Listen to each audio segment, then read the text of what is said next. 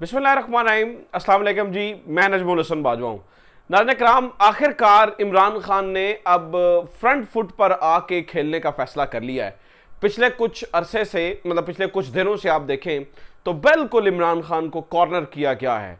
उनके घर के बाहर पुलिस से लेकर जिस तरह से लोग पार्टी छोड़ रहे हैं और जिस तरह से जो है ना वो लोग खैराबाद कह के जा रहे हैं, तो इमरान खान काइंड ऑफ खामोशी इख्तियार किए हुए थे और बैक फुट पर थे।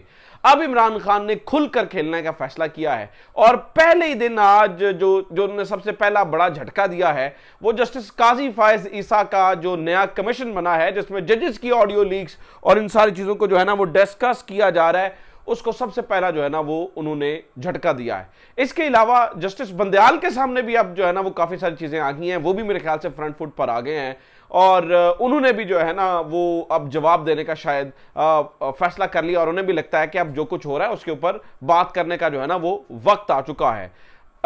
इंतहाई अहम तरीन है। देखें, दोनों जानिब से इस टाइम पूरी फोर्स, पूरी ताकत इस्तेमाल की जा रही है। अब यह लड़ाई फैसला कुन मरहले के अंदर दाखिल हो चुकी है। फैसला कुन मरहले के अंदर जो है ना वो दाखिल हो चुकी है। उसकी दो तीन चीजें मैं आपको बताता हूं, फिर मैं आपको बताता हूं कि ये जस्टिस काजी फायज ईसा वाला कमीशन वाला मामला और आर्टिकल 245 के तहत फौज वाला मामला, फिर आर्मी एक्ट लगने वाला मामला, सब पर इमरान खान अब किस तरह से खुलकर खेल रहे हैं, इसके ऊपर जो है ना वो जरा तफसीलन बात कर लेते हैं। लेकिन सबसे पहले समझ लीजिए छोटी छोटी चीजें। देखिए, तहरीके इंसाफ का अब मैस लेवल पर टूटने का आगाज हो चुका है। आपने देखा, आप पहले छोटे छोटे लोग जो है ना वो टूट के जा रहे थे। आज एक बहुत बड़ी विकेट गिरी है। चौधरी वजाहत हुसैन ने पाकिस्तान तहरीके इंसाफ को छोड़ने का फैसला कर लिया है। खबरें ये भी आ रही हैं कि जल्द बदेर जो भी है, चौधरी परवेज इलाही ने भी पाकिस्तान तहरीके इंसाफ को छोड़ने का ऐलान कर देना है। आज जो चौधरी वजाहत हुसैन थे, जो खड़े हो गए थे तहरीके इंसाफ के साथ, जो डट कर खड़े हो गए थे तहरीके इंसाफ के साथ, वो अलग हो गए हैं। और आज बताया जा रहा है कि एक जो है ना वो मुस्लिम लीग हाउस के अंदर उनके बेटे जो मूसा इलाही हैं, उनकी जानिब से एक प्रेस कॉन्फ्रेंस जिसका बड़ा जो है ना वो जिक्र किया जा रहा है कि वो बिल्कुल राहें जो है ना वो उसने मुकम्मल जुदा कर दी हैं। अच्छा, एक तरफ ये, दूसरी तरफ बताया ये जा रहा है कि अभी बड़े सारे नामों को कन्विंस किया जा रहा है। बड़े सारे नाम जो है ना वो आहिस्ता आहिस्ता आहिस्ता पार्टी छोड़ देंगे। तो इमरान खान चुप करके होंठों को सीकर बैठे हुए थे, खामोश थे, बोल नहीं रहे थे, बल्कि उन्होंने तो ये तक कह दिया कि मुझे गिरफ्तार कर लिया जाए तो फिर भी पार्टी कारकुनान ने हल्ला नहीं मचाना। वैसे मेरे ख्याल से this is a vice decision कि पहले भी जिस तरह से जो कुछ हुआ है और जिस तरह से जो नुकसान हुआ उसी का खमियाजा जो है ना वो भुगता जा रहा है और अब जो है ना वो खामोश रहने का टाइम है।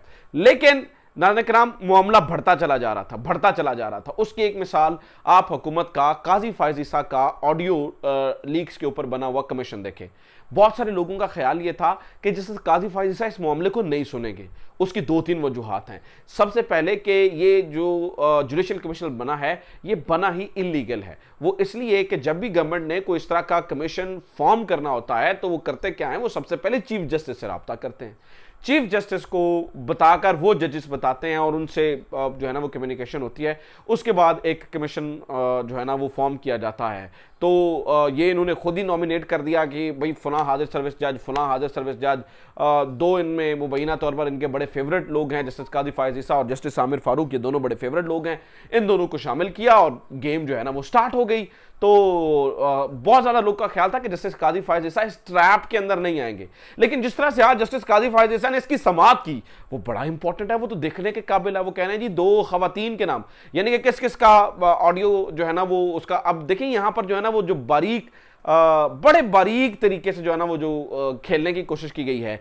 इस जो कमीशन बना है ऑडियो लीक्स वाला, वैसे तो बड़ी अच्छी बात है अगर ये मुकम्मल इन्वेस्टिगेट करे, लेकिन इस कमीशन का मकसद ये आइडेंटिफाई करना नहीं है कि ऑडियो रिकॉर्ड किसने की। इस कमीशन का मकसद सिर्फ इस बात को वेरीफाई करना है कि ऑडियो ठीक है या नहीं है। उसमें जजेस के घर वालों को तक को बुलाया जाएगा। मिसाल है कि चीफ जस्टिस की सास तक को बुलाया जाएगा, चीफ जस्टिस को फिर वो ख्वाजा तारिक रहीम की बीवी को बुलाया जाएगा या उनके पास जो है ना वो जाया जाएगा। तो जस्टिस काजी फायज ईसा ने इसके ऊपर आज बड़ी तगड़ी समाअत की है, बड़े तगड़े रिमार्क्स दिए हैं। उन्होंने कहा जी कार्रवाई पब्लिक होगी, फोरेंसिक साइंस का बंदा होगा, फौरी बताएगा ठीक है या नहीं ठीक है। तो ये एक्सपेक्ट नहीं किया जा रहा था, एक्सपेक्ट ये किया जा रहा था कि शायद जस्टिस काजी फायज ईसा जो है ना वो मासत कर लेंगे। बट हुकूमत ने ठीक कैलकुलेट किया, उन्हें पता था कि शायद जस्टिस काजी फायज ईसा उन्हें जो है ना वो रिलीफ देंगे, और वो जहाँ पर वो आज का ये समझ नहीं आया कि उन्हें सपोर्ट की ज़रूरत है, वहाँ पर जस्टिस काजी फायज ईसा से काइंड ऑफ उनको जो है ना उनके मुताबिक जो उनकी जहनीत है वो सपोर्ट मिल भी जाती है, और वो यानी कि जो सोचा जा रहा था कि नहीं करेंगे। अच्छा, इस मामले को नाज़रीन किराम शायद इमरान खान अपने पिछले कुछ दिनों की जो पॉलिसी है उसके ऊपर चलते होते तो बिल्कुल खामोश रहकर इसको देखते, और खामोश रहकर जो है ना वो इसके ऊपर फैसला करते। आपको ये भी याद है कि इमरान खान ने ये तक भी कह दिया था कि ठीक है, इमरान खान है नहीं, पार्टी रहनुमा जो है ना वो बार बार ये कह रहे थे कि ठीक है, जिन्होंने जो है ना वो गुनाह किया है उनके ऊपर अगर आर्मी एक्ट के तहत मुकदमा चलता है तो फिर भी ठीक है, लेकिन आज के नाम आज इन दोनों जगहों के ऊपर जो है ना वो इमरान खान ने अपना बड़ा क्लियर स्टैंस लिया है, और थोड़ा सा जो है ना वो सख्त स्टैंस जो है ना वो उन्होंने लेने का फैसला कर लिया है। वो किस तरह से, सबसे पहले जस्टिस काजी फायज ईसा की सरबराही में जो चीफ जस्टिस ऑफ बलोचिस्तान और chief justice of Islamabad high court, इन दोनों की मौजूदगी में इन दोनों को मिलाकर जो एक कमीशन फॉर्म किया गया है, ये इसके खिलाफ सुप्रीम कोर्ट के अंदर चले गए हैं। तहरीक इंसाफ सुप्रीम कोर्ट के अंदर चली गई और कहा जा रहा है कि ये तो बड़ा एक इलीगली जो है ना उसको बनाया गया है, इसके लिए तो चीफ जस्टिस से रब्ता करना जरूरी है। दूसरा, आर्टिकल 245 के तहत जो फौज तैनात है उसके लिए भी जो है ना वो तहरीक इंसाफ सुप्रीम कोर्ट के अंदर चली गई है कि भाई आर्टिकल 245 के तहत जो फौज तैनात है इसका मकसद बिल हरगिज जो है ना वो सियासी नहीं होना चाहिए, ये फौज को और अवाम को आमने सामने लेकर आना चाहते हैं, इस मकसद के लिए जो है ना वो नया। फिर इसके अलावा उन्होंने कहा जनाब कि इतनी बड़ी तादाद के अंदर सिविलियंस को आर्मी एक्ट के तहत उसका मुकदमा चलाना ये बहुत बड़ी बात है, बहुत बड़ी बात है। आर्मी एक्ट के तहत जो है ना वो जिस तरह से मुकदमा चलाने की बात हो रही है कि आप ये देखिए, वो कहते हैं जी 35,000 के करीब जो है ना वो कुछ दिन पहले आईजी पंजाब ने बताया कि लिस्टें हैं, तो वो भी आज तहरीक इंसाफ ने कहा जी वो भी तरीकाकार जो है ना वो दुरुस्त नहीं है। इतनी बड़ी तादाद के अंदर जो है ना वो अगर आर्मी एक्ट में मुकदमा चलना का प्रेसिडेंट ही नहीं है, इससे पहले मिसाल ही नहीं मिलती कि इतनी बड़ी तादाद के अंदर जो है ना वो चला हो और ये सारी चीज़ें हुई हों। इसके अलावा नाज़रीन किराम एक चीज़ मैं आपको और बता दूँ, अब दो चीज़ें होंगी। मुझे लगता है कि तहरीक इंसाफ को अभी भी संभल कर चलना चाहिए।